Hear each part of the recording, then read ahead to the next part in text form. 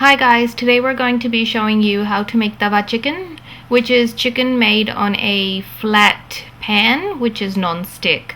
For this we're going to need 1 to 1¼ kilo of chicken, which we've skinned, and now we're just going to cut the front half of it so that we can open it up and spread it. So this is what yours should look like once you've cut it. Then we're going to flip it over, and then we will push in the thigh bone and take the joints out of the socket, and then we're going to cut the knee joint, just the skin on top, so that when the chicken's cooking it doesn't stretch and spread out. We're going to do the same thing with the wings, and this is so that it cooks evenly throughout the chicken. Once we've done that, we're going to add 1 teaspoon of salt, 1 tablespoon of garlic paste, 1 tablespoon of ginger paste, and 1 tablespoon of Greek yogurt. We recommend that you use Pakistani brand ginger and garlic paste, not the stuff that you can get from your local shops. I would go to an Asian mart and use either Shan or Laziza or Ahmed's ginger and garlic paste. And if you're using fresh ginger and garlic, then use half a teaspoon of ginger and half a teaspoon of garlic. So once it's marinated, we're going to put cuts in the chicken and then rub the marinade into all the cuts that we've made. And we're going to sit it for an hour and just let it marinate in the basting. Here we have our tawa, so our flat pan, and to that we're going to add some oil, lower the heat, and then place the chicken on top.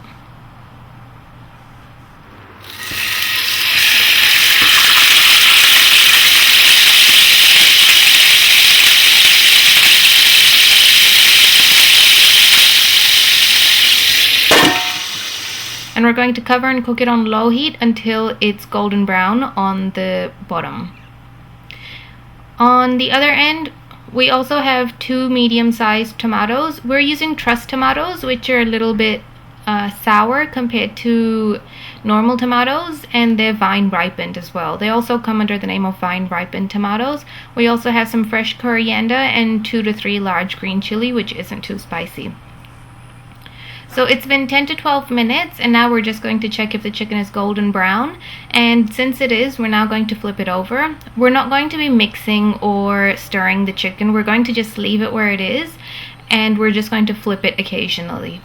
In our grinder, we are putting 1 teaspoon of cumin seed and 1 teaspoon of whole coriander. And we're going to coarsely crush the coriander and the cumin seed. So now that it's been 10 minutes on the other side as well, we're going to just have a look at it. And we don't want to mix the chicken or stir it or move it around too much, because if you start doing that, then the chicken releases its water and then it starts boiling instead of frying. So now that the chicken is brown on both sides, we're going to add the tomatoes that we've diced roughly, and add 1 teaspoon of flaked chili on top, and then cover it again. Cook it for another 5 to 10 minutes. Keep an eye on it. And after 10 minutes or so, the tomato has wilted and become soft. So we're going to flip it over again.